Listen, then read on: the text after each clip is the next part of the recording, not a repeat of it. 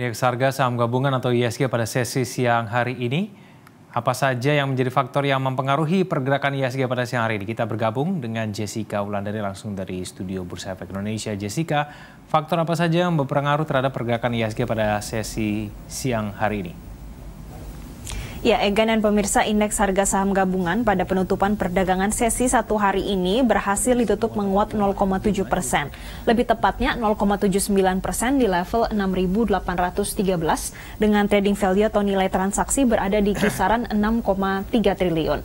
Egan, kalau kita melihat penguatan pada indeks harga saham gabungan, kalau dari domestik yang mempengaruhi adanya sektor energi yang menguat secara signifikan pada siang hari ini. Penguatannya hingga 2,16%, kemudian ada industri dasar yang juga menguat 0,63% dan industri yang menguat 1,37%. Memang untuk sektor energi ini didukung dengan kenaikan harga batu bara yang pada hari ini diperdagangkan di level $176 per tonnya atau ada penguatan sebesar 0,14%. Kemudian kami juga memantau dari sisi top gainers untuk saham-saham yang paling liquid di Bursa Efek Indonesia ini didominasi oleh sektor energi terutama yang masih berbasis batu bara.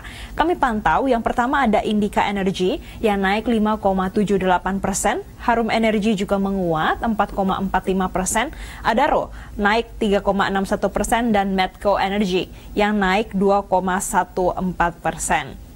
Dan untuk pergerakan saham terutama di sektor energi ini tidak hanya dipengaruhi adanya kenaikan harga batu bara saja. Namun yang terbaru kita memiliki kabar ini dari PT Indica Energy. Ini kemarin sudah menyampaikan kalau mencatat kenaikan laba hingga lebih dari 7 kali lipat untuk tahun 2022. Dan laba bersih yang diatribusikan kepada pemilik entitas induk ini nilainya mencapai 452 juta dolar Amerika Serikat. Kalau dijumlah, ini artinya ada kenaikan hingga 684,27% dari realisasi laba bersih di tahun 2021 yang posisinya berada di level 57,71 juta dolar Amerika Serikat. Sehingga ini menyebabkan pergerakan Indica Energy dari kemarin dan juga saat ini masih menguat secara signifikan. Yang saat ini di perdagangan sesi 1 menguatnya hingga 5,7%. Kita akan pantau apakah nanti akan ada penguatan yang lebih signifikan karena ini juga akan berdampak pada pergerakan indeks harga saham gabungan terutama pada sektor energi untuk perdagangan sesi kedua nanti.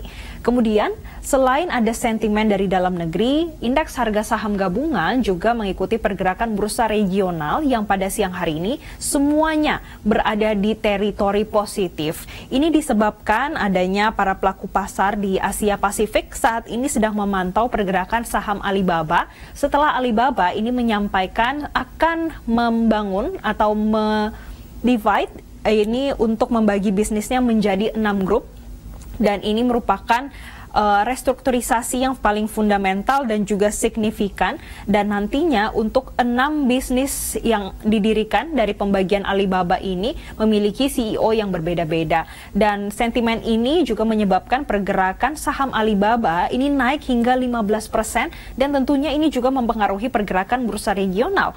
Untuk pergerakan bursa regional siang ini kami pantau Hang Seng yang menguatnya sangat signifikan karena memang di Hong Kong ini naiknya 2,01%. Kemudian ada Nikkei menguat 0,7% dan juga Straits Times yang menguat 0,13% pada perdagangan siang ini.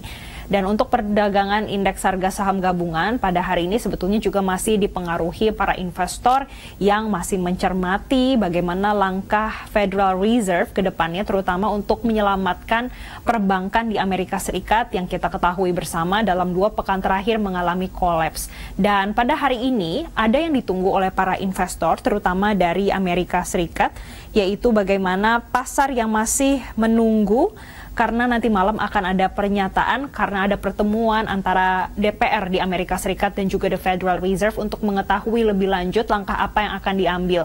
Kemudian data di Amerika Serikat yang juga ditunggu, ini adalah investor yang menunggu data penjualan rumah tertunda di Amerika Serikat. Kemudian untuk pergerakan indeks harga saham gabungan dan juga pergerakan bursa secara regional tidak hanya dipengaruhi sentimen dari Amerika dan juga Eropa, namun juga dipengaruhi adanya sentimen dari Australia yang pada siang siang hari ini sudah merilis untuk inflasi di Australia pada bulan Februari 2023 mencatatkan pelandaian. Kalau di bulan Januari posisinya berada di level 7,4% secara year on year, dan juga inflasi yang diprediksi para ekonom akan mencapai level 7,1%. Pada bulan Februari ternyata realisasinya berada di level 6,8% secara tahunannya. Dan ini menyebabkan pergerakan dari bursa regional dan juga pergerakan indeks harga saham gabungan ini masih kompak dan tetap berada di teritori positif. Dan untuk perdagangan IHSG sendiri hingga perdagangan sesi 2 nanti diprediksi masih ada potensi penguatan, Egan. Setidaknya akan ada di rentang 6.730 hingga level tertingginya analis memprediksi di level 6.872. Egan. Jessica, bagaimana dengan perkembangan harga komoditas? Egan, kami memantau untuk pergerakan harga komoditas pada siang hari ini. Yang pertama untuk emas COMEX, ini mencatatkan pelemahan 0,28%, posisinya di level $1.984 per troy ounce-nya. Sedangkan untuk pergerakan harga emas Antam di dalam negeri, ini mencatatkan penurunan hingga 1% ke level Rp1.077.000 per gramnya. Memang ini sejalan dengan adanya, kalau kami pantau, indeks dolar siang ini kembali menguat 0,13%, meskipun posisinya masih di level 102, yang mana indeks dolar ini juga mempengaruhi pergerakan nilai tukar rupiah yang siang hari ini mencatatkan pelemahan memang sangat tipis di 0,01% pelemahannya, dan posisi dari nilai tukar rupiah sendiri masih di level 15.087 per dolar Amerika Serikatnya. Untuk pergerakan nilai tukar rupiah pun diprediksi masih ada potensi pelemahan, Egan, meskipun ada potensi penguatannya juga di rentang 15.000 hingga 15.200. Sedangkan kami juga memantau untuk pergerakan harga minyak mentah dunia, baik itu WTI dan juga Brent, yang mana pada siang hari ini masih sama-sama mencatatkan penguatan, melanjutkan penguatan yang kemarin malam terjadi. Yang mana untuk pergerakan harga Brent, ini menguatnya 0,19% di level $78 per barrelnya, sedangkan untuk minyak mentah WTI, ini mencatatkan kenaikan 0,56% di level $73 per barrelnya. Memang untuk pergerakan harga minyak mentah ini masih dipengaruhi adanya Irak yang memenangkan kasus arbitrase internasional, dan ini nanti akan berdampak pada berhentinya ekspor minyak mentah terutama dari wilayah semi otonom Kurdi. Ini akan sebanyak 450.000 barrel per hari. Dan kalau ini dijumlahkan, ternyata ini mencapai 0,5% pasokan minyak secara global. Sehingga ini akan terus dicermati oleh para investor, ditambah dengan ada krisis perbankan dan juga isu resesi di Amerika Serikat yang semakin dekat. Ini juga akan mempengaruhi pergerakan harga minyak mentah dunia dan juga pergerakan indeks harga saham gabungan. Demikian, Egan. Baik, terima kasih atas informasinya Jessica Wulandari langsung dari studio Bursa Efek Indonesia.